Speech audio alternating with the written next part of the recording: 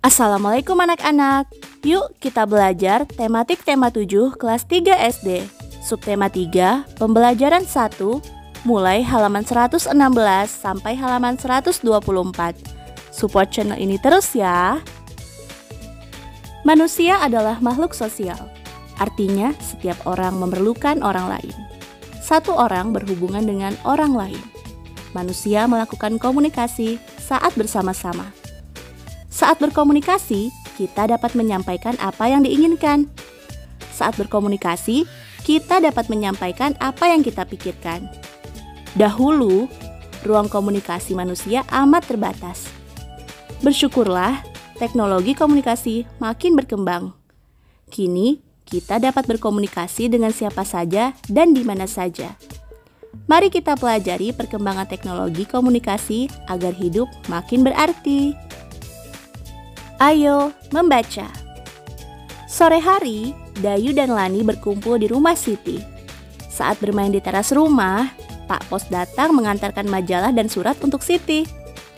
Seminggu yang lalu, Siti memesan majalah anak di sebuah toko dengan bantuan ibu. Ibu memesan menggunakan pesan singkat pada ponselnya. Saat ini, kita bisa membeli barang tanpa perlu berkunjung ke toko yang menjualnya. Siti mengajak Dayu dan Lani untuk membaca majalah tersebut bersama-sama. Salah satu wacananya adalah tentang sejarah komunikasi. Siti, Dayu, dan Lani tertarik membaca sejarah komunikasi. Bacalah teks berikut. Sejarah komunikasi. Komunikasi adalah cara penyampaian gagasan antar manusia. Pada awalnya, komunikasi dilakukan secara tatap muka dan pesan disampaikan secara lisan. Namun, kebutuhan untuk menyampaikan informasi secara tidak langsung juga sangat diperlukan sehingga ilmu tentang komunikasi semakin berkembang. Ada bermacam-macam cara penyampaian pesan dari jauh. Suku Indian menggunakan asap sebagai tanda pesan. Di Indonesia dikenal adanya kentungan. Kentungan digunakan untuk penyampaian tanda bahaya bagi warga. Selain kentungan, gong dapat menjadi pilihan sebagai penyampaian pesan. Salah satu penyampaian pesan secara tertulis adalah melalui surat. Sebelum adanya kertas, surat ditulis di atas daun lontar. Pada saat mesin cetak telah diciptakan, alat komunikasi berkembang melalui surat kabar atau koran. Setelah surat kabar, media komunikasi seperti radio dan televisi mulai berkembang. Saat ini, ada jaringan internet. Manusia dapat bertukar informasi melalui surat elektronik. Manusia dapat juga bertukar informasi melalui berbagai jejaring sosial. Jejaring sosial dapat menghubungkan ke belahan dunia manapun. Apakah kamu masih ingat tentang kalimat pokok dari setiap paragraf? Tuliskan kalimat utama setiap paragraf di bawah ini. Ide pokok suatu bacaan dapat ditemukan jika kita membaca dengan teliti. Ide pokok ditemukan pada kalimat utama tiap paragraf. Ide pokok adalah gagasan utama dari bacaan. Nah, inilah yang disebut dengan kalimat utama setiap paragraf. Jadi, agar kita lebih mudah menuliskan kalimat utamanya, maka kita beri tanda garis bawah dulu ya. Sehingga akhirnya nanti kita dapat menuliskan ide pokok dari teks tentang sejarah komunikasi. Baik, untuk paragraf pertama kalimat utamanya adalah komunikasi adalah cara penyampaian gagasan antar manusia. Lalu paragraf 2. Ada bermacam-macam cara penyampaian pesan dari jauh. Paragraf 3. Salah satu penyampaian pesan secara tertulis adalah melalui surat. Paragraf 4. Saat ini ada jaringan internet. Setelah mengumpulkan kalimat utama dari tiap paragraf, maka dapat diketahui bahwa ide pokok dari teks bacaan tentang sejarah komunikasi adalah komunikasi adalah cara penyampaian gagasan antar manusia. Ada bermacam-macam cara penyampaian pesan dari jauh. Salah satu penyampaian pesan secara tertulis adalah melalui surat. Saat ini ada jaringan internet. Sekarang, coba amati kembali teks tentang sejarah komunikasi, lalu tuliskan kembali kata-kata yang digarisbawahi pada kotak berikut. Pada paragraf pertama, ada kata gagasan, pesan,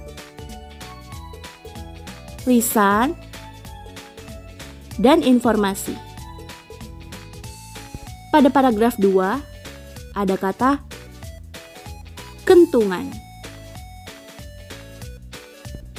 Pada paragraf 3, ada kata penyampaian, surat,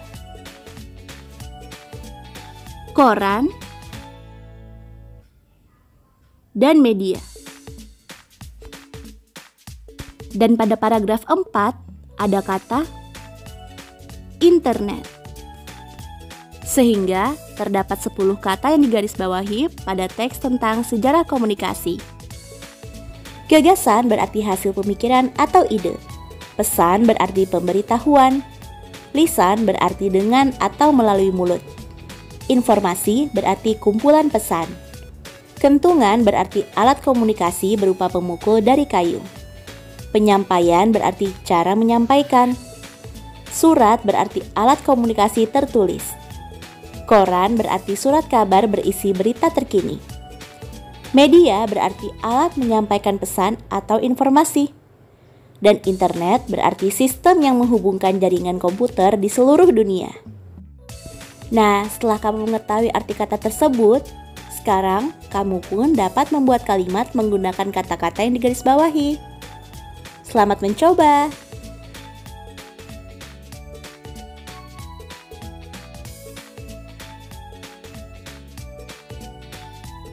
Ayo mengamati. Siti mendapat kiriman kartu ucapan terima kasih dari toko majalah yang pernah Siti pesan. Kartu tersebut cantik sekali.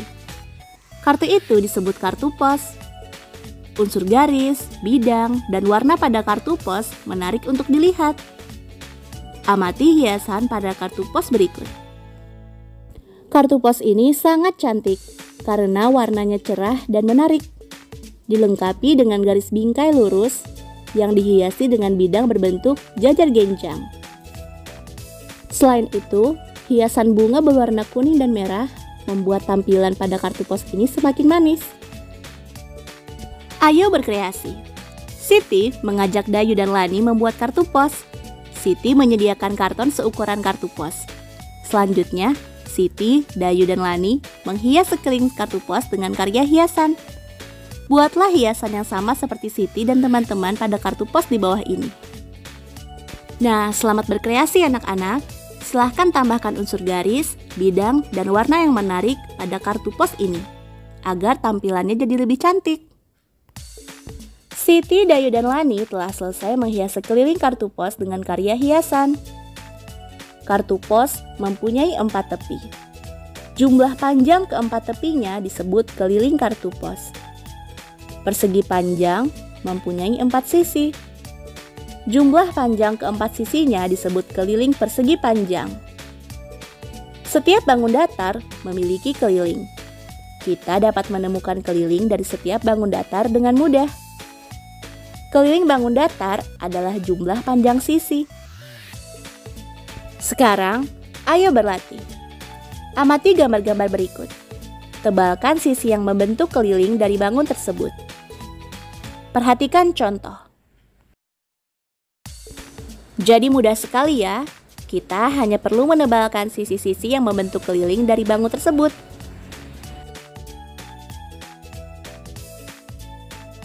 Sekarang, coba sebutkan alat komunikasi yang digunakan manusia sebelum adanya jaringan internet. Jawab di kolom komentar ya. Ibu tunggu. Baiklah anak-anak, sampai di sini dulu ya penjelasan Ibu kali ini.